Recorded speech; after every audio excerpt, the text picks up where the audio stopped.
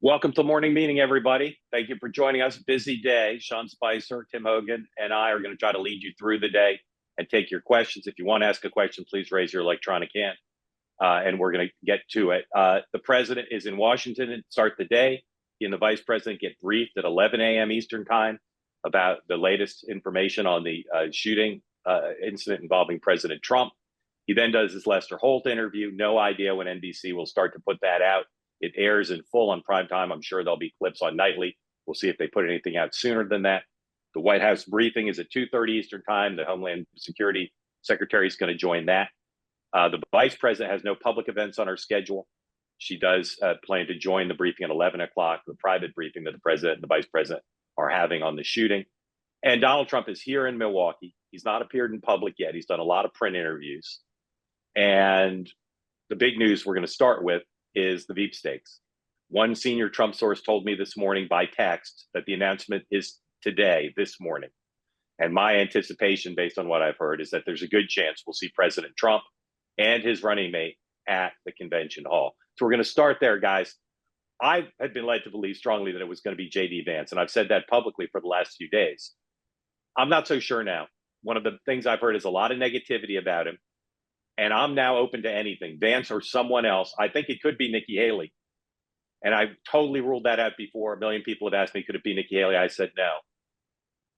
But if it's not Vance, I don't know who it is. And if it's not Vance, I do think it's a good chance it's a surprise, not Rubio, not Burgum, because if it's not Vance, it's been a disinformation campaign to throw people off the scent. So, Sean, you first. What do you hear about veepstakes?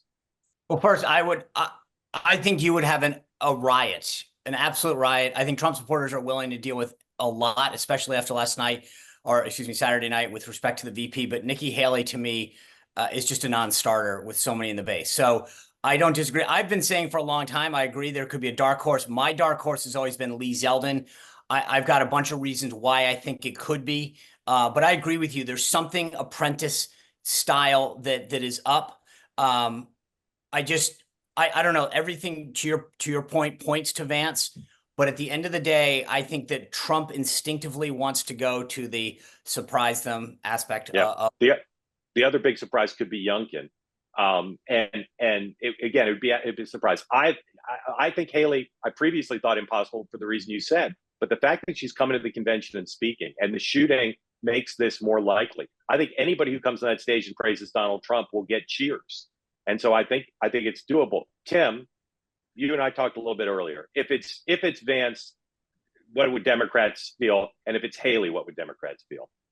Well, I think if he picks J.D. Vance, and I think that is where everyone's head is at, or where everyone thought that this was going before Friday, is that he's a bomb thrower, right? He is someone who's incendiary. He is someone who, in light of what happened, tried to say that this was a result, the assassination attempt was a direct result of Democratic rhetoric. So it'll be interesting to see how that is balanced with the calls, I think, from both President Biden, President Trump, and others to cool down the rhetoric. And look, this is someone who at some point in his career also referred to Donald Trump as America's Hitler. I mean, that is factual. That is on the record. So he is also someone who's no one cares. No one ever cares, Tim, what the Veep said about the top of the ticket. I think at this moment it moves on after day.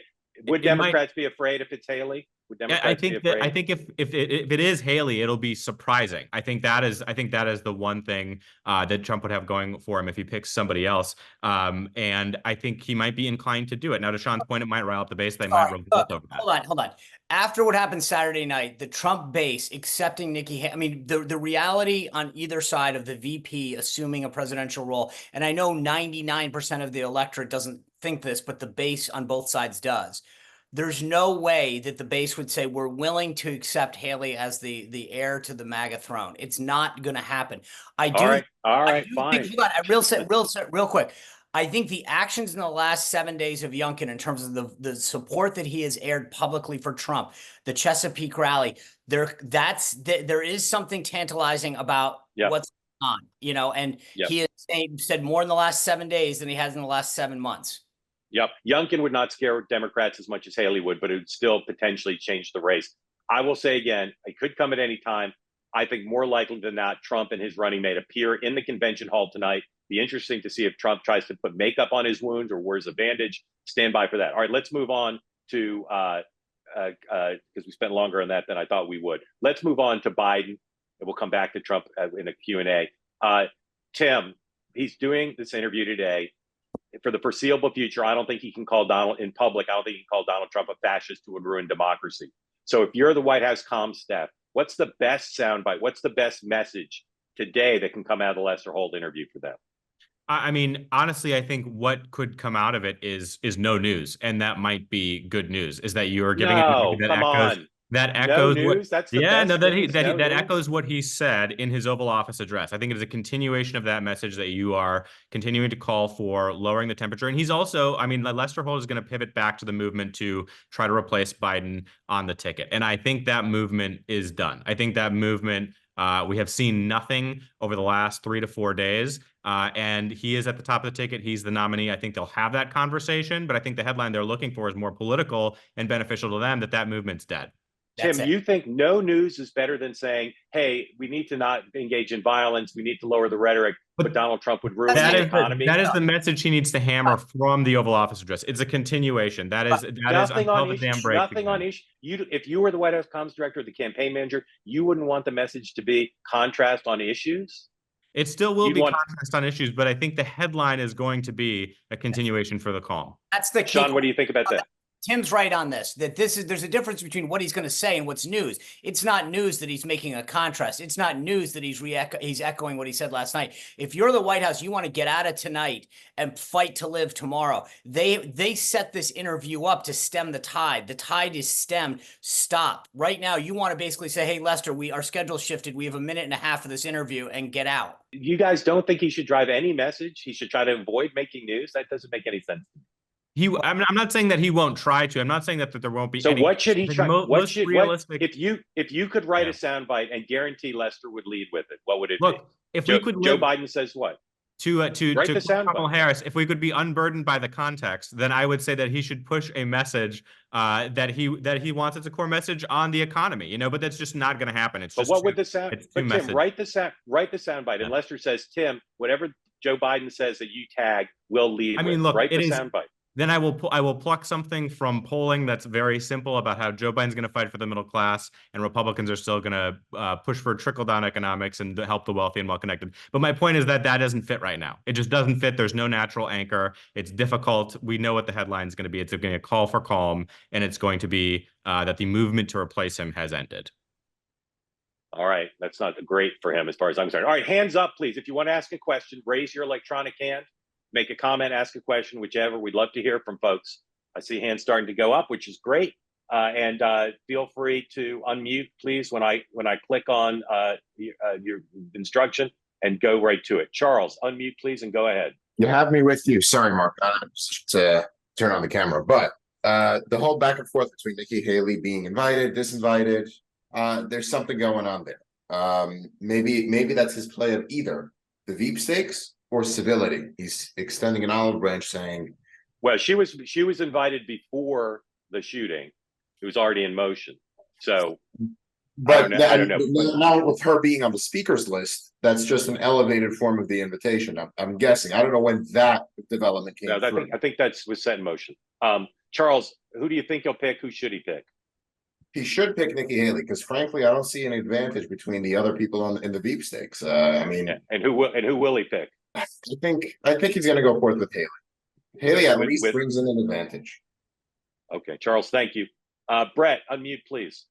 Hey, Mark, thanks. I think he's going to pick a Democrat because it's going to show that he is crossing the aisle there. So I don't know who, but I think Trump's got the entire right locked up, and he's going in for all of Biden's people. So I think Biden is losing a lot of disenfranchised Democrats, and he's going to go in and clean them up. Sean, I know you think that's wrong. Well, for a variety of reasons. One, I think there, as much as the Trump campaign isn't always historical traditionally, they still have to vet this person. The idea that there's a Democrat that's close enough outside of that has a relationship, and more than anything, Trump values the relationship. Call it loyalty, call you what you want, but he has to have chemistry in a relationship with someone. There's no one that fits that mold right now. Look, you've seen the Mike Pence movie. You know what he's looking for. I just don't think that, like, I get what a lot of politicos think, and I get why. It's not that I dismiss it. If you understand who he is at his core, it's not, he does not want to sit around and have discussions with Nikki Haley every day. I was there, I watched her leave when she was UN ambassador. She didn't want to stay in the cabinet. Do you really think that he wants to have that relationship? He doesn't forget things like that. All right. Yes, Youngkin. I've now decided it's Youngkin. Mayhel Fowler, unmute, please. Thank you for your question, Brett. Yeah. Mayhel Fowler. Like a lot of people here, I always thought he was going to pick JD Vance. Maybe Nikki Haley. First of all, because I've given money to both Democrats and Republicans, my text threads, my 3 email boxes, of course, inundated with calls for money from all sides. And the last 2 days, crickets from the Democrats. And now getting messages from Trump, unity and peace, unity and peace. So maybe he'll pick Nikki Haley. I think Yeah. she's the stronger choice. He'll definitely bring in more suburban women if he does. Youngkin might provide Virginia for sure in his inbox, but I still think it's going to be JD Vance. Okay. If it is JD Vance, again, I tell you, all I've heard from Republicans here on the ground is that will be an unpopular choice with a lot of Republicans. And that was before his tweet on Saturday, which a lot of people here did not like. Paul, unmute, please. There we go. I'm so sorry. I have a question for Sean. It's not going to be a Democrat. Lieberman couldn't run with McCain for the same reason. But this morning's press has a lot of Trump moderating. Trump has an opportunity, pulling back from the brink. And I thought for a long time that he had that shot the first time in 2016 and blew it. He has that shot again now. He can bring the country together, certainly more than he has, and really isolate people like me who really don't like him. Will he do it? Thank you, Paul. Sean, what do you think? So look, if you look back to the 2016 campaign, I think for the last, call it 3 weeks, maybe a little more, maybe a little less, he was pitch perfect going into that final stretch when people wanted to make sure, and he didn't get as hyperbolic, etc., didn't get as personal on some of the attacks. I just question whether he can hold it for shy of 4 months, right? So I get it. I think this week we're going to see it. Look, he is at his core a showman. He understands the imagery. Saturday night wasn't a mistake. I will say this real quick. When you read the Time magazine profile on Laura Trump, there's an anecdote in there that I couldn't help but think about on Saturday night. Laura Trump, right before her wedding to Eric at Mar-a-Lago, falls off a horse, breaks both wrists, and she refuses to put casts on her arms because she doesn't want to be photographed like that. And Trump's comment is, she's a strong cookie, right? I've heard him use that. I mean, that's how he thinks. That imagery Saturday night was in his core. It's his id. He wants to be strong and tough and project strength. I just don't know how long he can be the unity guy. I think you're right on your analysis. I just don't know how long. Right. Thanks, All right. There are two topics I want to cover. Tim, start on this one, and then Sean. Tim, just talk a little bit more about where you think the dump Biden movement stands. Is it dead? Politico has a story about how Nancy Pelosi is still on top of it, and she's been the key for a while. Is it dead? Is it dormant? I think it's dead. I mean, it has been dormant over the last few days, but I'm not sure how we're going to find a moment where Sean's very excited. I'm not sure where we're going to find a moment where that reactivates. And we also have no time. And we were talking about how the clock was running out before what happened on Friday happened. And there's no time for us to be able to do this. In addition, I think we have not seen, and the story remains the same. It is a decision that Joe Biden is going to have to that he would have to make, and that he would have to be convinced of. And through this entire process, we have not seen any polling consistently that shows that he is so far behind, or it is such a durable loss from the debate that he's no longer going to be able to recover. And so I just don't think the materials are there, and I think the momentum is gone. Sean, dead, alive, dormant, what? I am so bipartisan and focused on unity right now. I want him in this race. We need him in.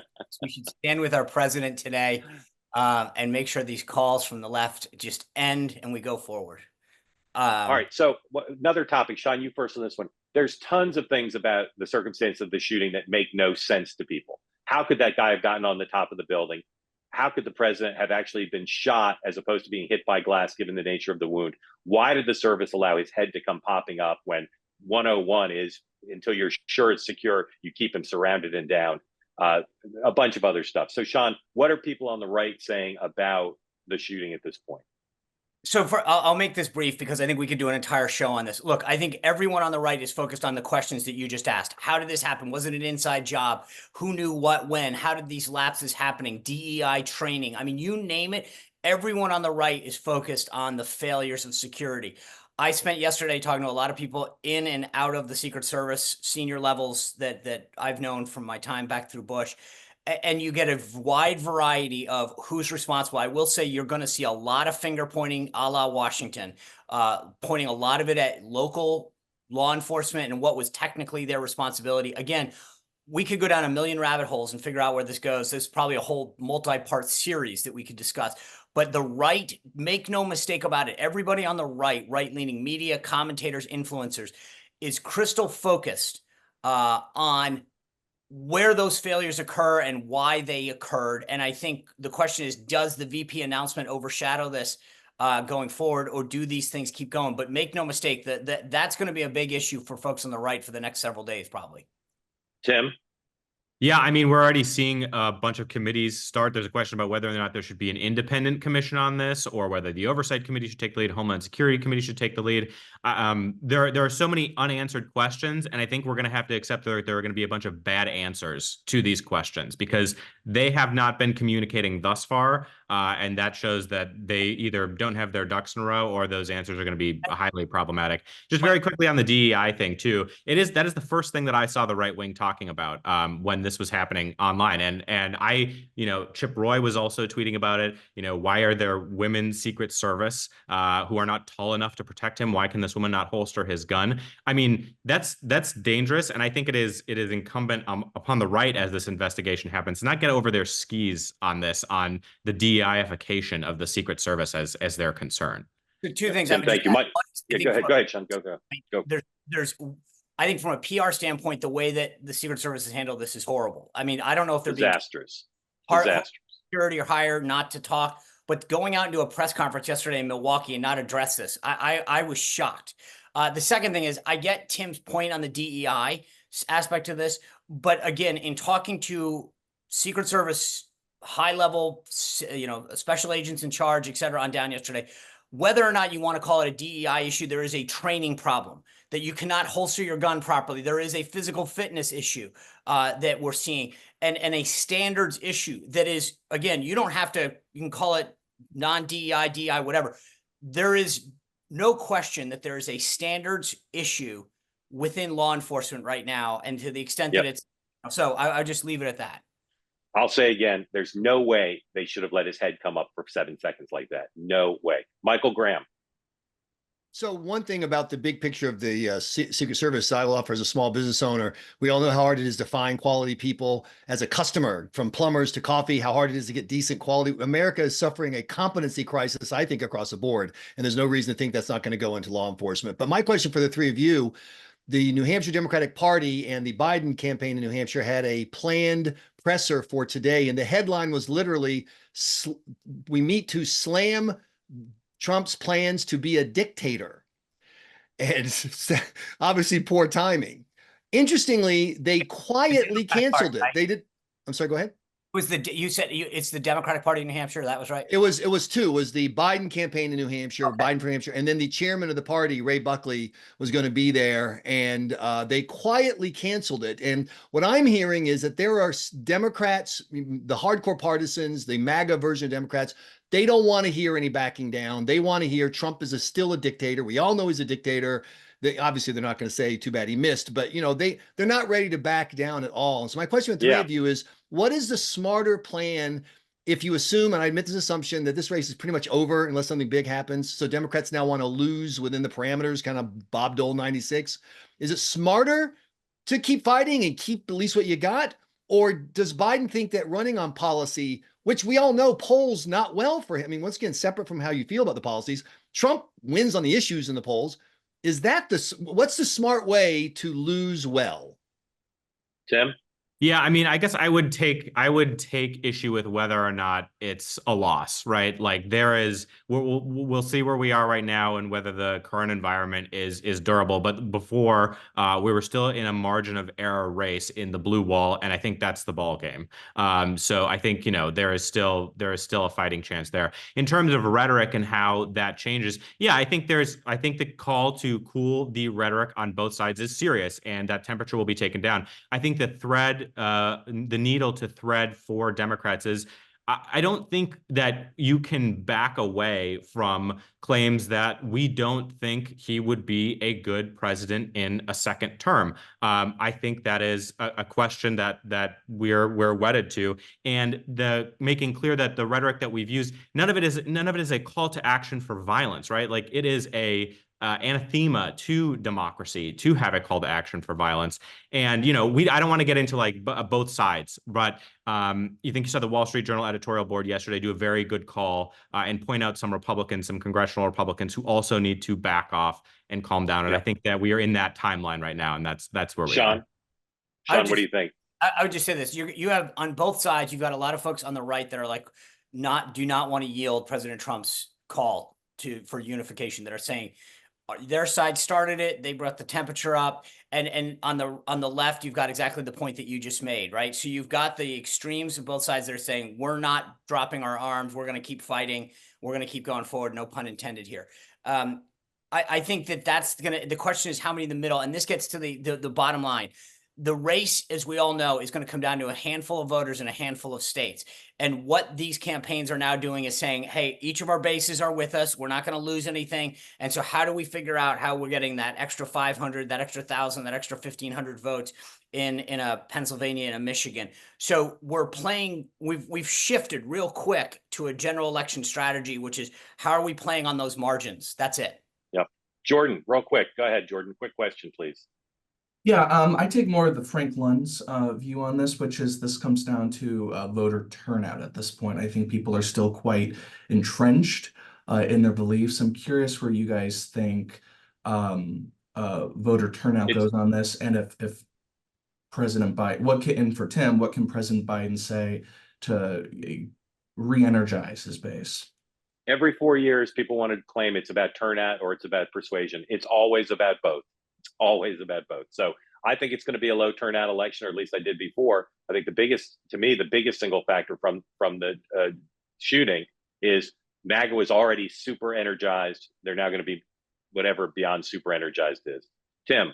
Yeah, I think that's right. And I think it is also a question of recovery from the debate, and the Biden campaign knows that it has work to do there. But the folks who were soft for Biden, who went from undecided, who might stay home, we didn't see a lot of movement to third-party candidates, which is good. We didn't see Trump's ceiling increase with a lot of the polling. So I think it is about getting people re-energized to go vote for Biden. It's not necessarily winning them back over from Trump. It's convincing them to get off the couch and go vote. So this is the NBC. This is the NBC poll from this weekend. Satisfied with Biden, the nominee, among Democrats, 33%. Satisfied that Trump's the nominee among Republicans, 71%.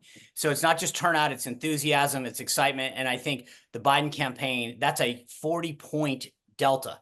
That's a big, big problem. It is about turnout, but you got to turn out people that are excited.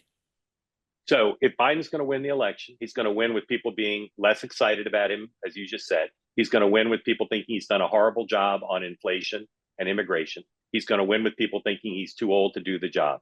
And yet, he's in it right now in some of the polls. I'll say again, the internal polls, including of the Democrats, are much worse than the public polls. Still trying to unpack why that is. We can talk about that in a future episode. But when Tim and others say his path is winning exactly 270 electoral votes, that's his path. No one's ever won with a single path that's narrow. Very grateful you all joined. We'll be back here tomorrow. Tell your friends and enemies to come join us on the morning meeting every morning, 8:30 Eastern time. The president was getting a briefing at 11, doing the Lester Holt interview, flying to Vegas, White House briefing at 2:30. Donald Trump here in Milwaukee. We think we'll get a vice presidential announcement. Maybe at one source says during the day. And again, I predict he'll walk onto that stage or maybe appear by video, but probably walk into the hall. I will say this just as a prediction. You will see Donald Trump today. You will see him on that stage in Milwaukee. There's no question in my mind. Yeah, and I think there's a good chance he'll appear there with his running mate. And even though Democrats prefer Haley than Sean saying Republicans don't like Haley as much as Democrats, if he did it, it would be a masterstroke politically. I don't think there's any doubt about that. And again, particularly after Saturday night, I think Donald Trump could name Hillary Clinton as running mate, and she'd be warmly received in the hall. Thank you for joining. We'll see you again right here. Same bad time, same bad channel, morning meeting. Sean, Tim, thank you guys. Have a great day.